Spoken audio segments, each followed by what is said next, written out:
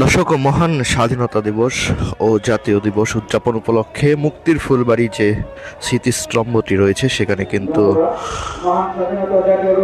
দেশপ্রেমিক শত শত হাজারো মানুষের ঢল নেমেছে এবং মহান স্বাধীনতা দিবস উদযাপন উপলক্ষে শহীদ স্মৃতিস্তম্ভে কিন্তু ফুল দিয়ে শ্রদ্ধা নিবেদন করা হচ্ছে। প্রথমে ফুল দিয়ে শ্রদ্ধা নিবেদন করেন বগুড়া জেলা প্রশাসক হোসনা আফরোজা। এর পরপরই কিন্তু জেলা পুলিশ সুপার জেদান আলম মুসা তিনি শ্রদ্ধা নিবেদন করেন।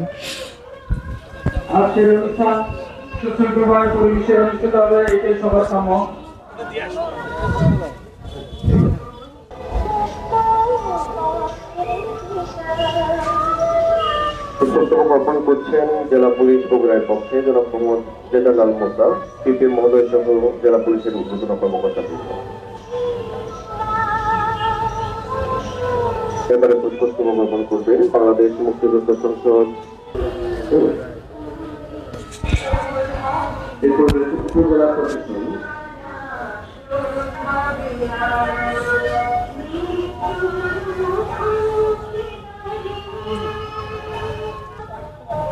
সদর উপজেলা পরিষদ, উপজেলা নির্বাহী কর্মকর্তা সহ অন্যান্য কর্মকর্তাবৃন্দ রয়েছেন।